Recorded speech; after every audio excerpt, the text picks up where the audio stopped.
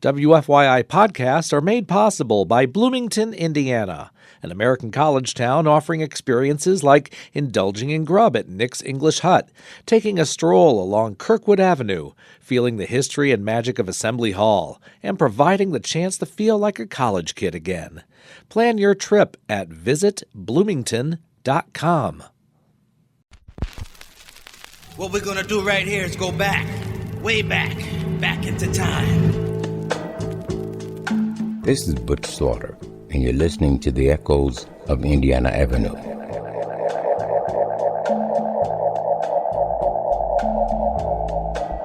Welcome to my neighborhood, the Avenue. I grew up here, and each week I'll be sharing the sounds and stories of the people that made the Avenue great.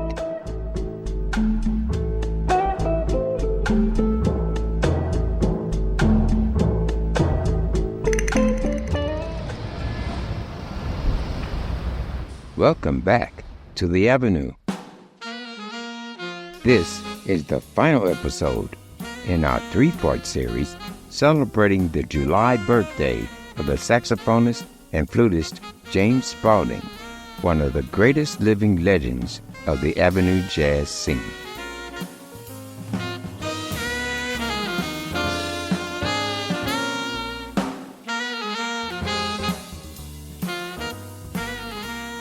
James was born in that town on July 30th of 1937.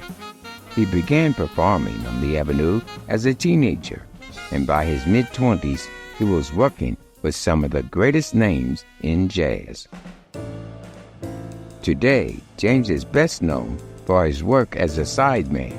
He cut over 65 albums as a side player, including recordings with Louis Armstrong, Herbie Hancock, Freddie Hubbard, Max Roach, and many others. But James also worked extensively as a band leader, and on this week's show, we'll focus on James' recordings as a session leader. James cut his debut recordings as a session leader in 1970. It was a self-released single that featured the great Naptown jazz musician Larry Ridley on bass. We'll hear both sides of that recording now. This is James Spaulding with Uhuru Sasa and Give It Up.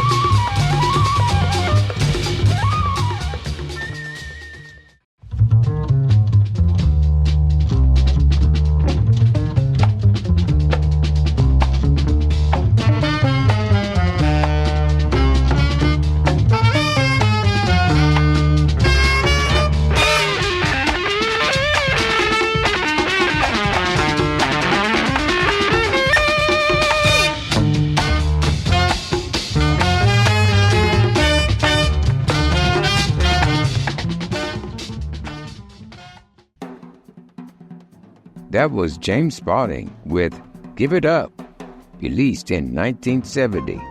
During a 2015 interview with WFYI's Kyle Long, James shared his memories of recording that single.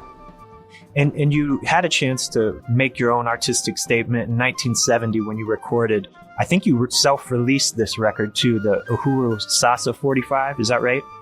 Yeah, I produced that, yeah. I produced that with some musicians. Larry Ridley was on bass, his brother Virgil was on trumpet. And at the time I was working at a recording studio. The guy there at the studio allowed me to bring some musicians in there to record. And I didn't have any money.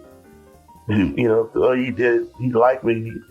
He said he's going to do this for me. He said he's going to just let me record my own music. And I thought that was a blessing. I didn't realize that was going to happen. So I called these guys. They all came down to the studio I wasn't able to give any of those guys any money. I wasn't able to pay for the car fare even. But they were happy to do the recording for me.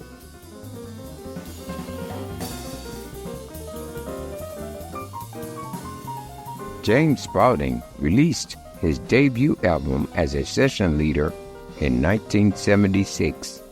The record was titled James Spaulding Plays the Legacy of Duke Ellington and featured an all-star band, including Cedar Walton on piano and Billy Higgins on drums. We'll hear 2 tracks from that album now, In a Sentimental Mood and Caravan.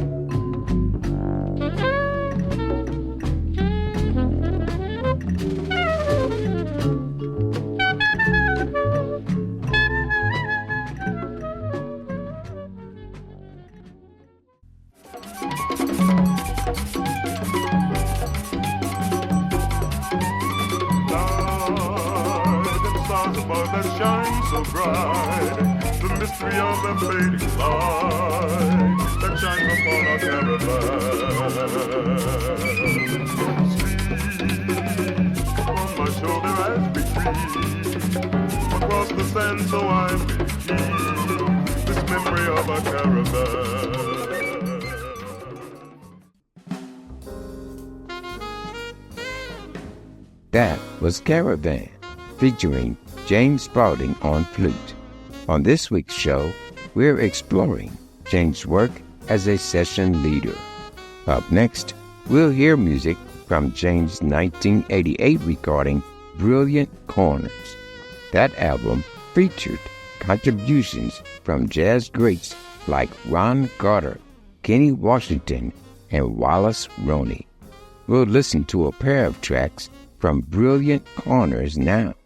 Down with it and Ask Me Now.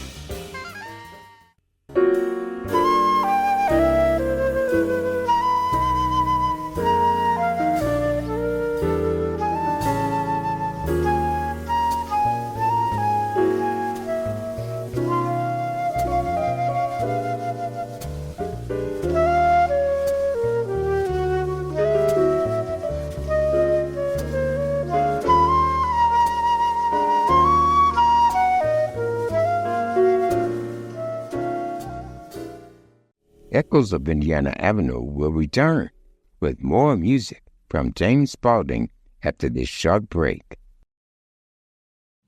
WFYI podcasts are made possible by Bloomington, Indiana, an American college town offering experiences like indulging in grub at Nick's English Hut, taking a stroll along Kirkwood Avenue, feeling the history and magic of Assembly Hall, and providing the chance to feel like a college kid again. Plan your trip at visitbloomington.com. This is Butch Slaughter, and you're listening to the Echoes of Indiana Avenue. This is the final episode in our 3-part series celebrating the July birthday of the saxophonist and flutist James Spaulding, one of the greatest living legends of the Avenue jazz scene. On this week's show, we're exploring James' work as a session leader. Up next, we'll hear 2 tracks from James' 1990 release, Gots to Be a Better Way. This is James Spaulding with Bold Steps and Remember There's Hope.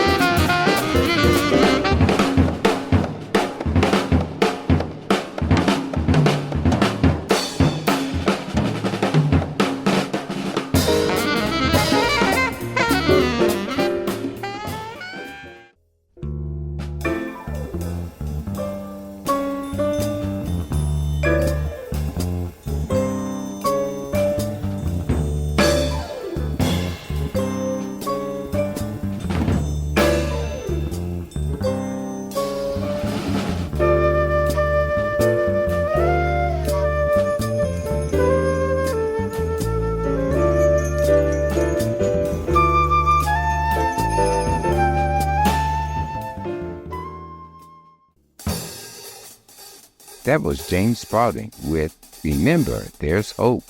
On this week's show, we're exploring James' work as a session leader.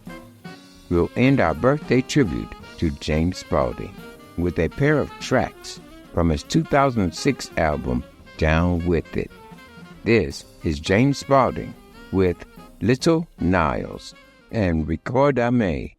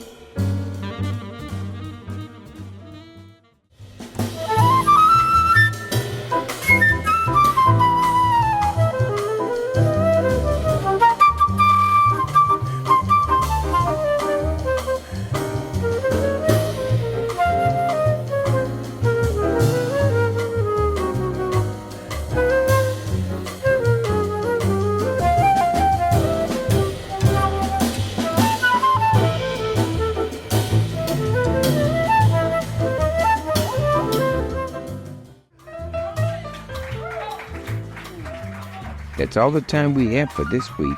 Thanks for tuning in for the final episode in our 3-part series celebrating the July birthday of James Spaulding. And we'd like to wish James a happy 87th birthday. You can meet me here on the Avenue again next week, same time, same place. And you can find the Echoes of Indiana Avenue podcast on Spotify, iTunes, YouTube, or wherever you download your podcast. Echoes of Indiana Avenue is written and produced by Kyle Long and hosted and co-produced by me, Herman Butch Slaughter.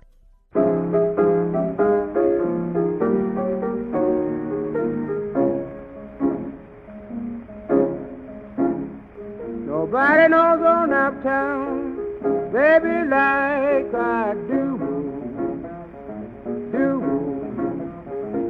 Nobody knows on uptown, baby, like I do. If you will stop and listen, I will tell you a thing or two. WFYI podcasts are made possible by Bloomington, Indiana, an American college town offering experiences like indulging in grub at Nick's English Hut, taking a stroll along Kirkwood Avenue, feeling the history and magic of Assembly Hall, and providing the chance to feel like a college kid again. Plan your trip at visitbloomington.com.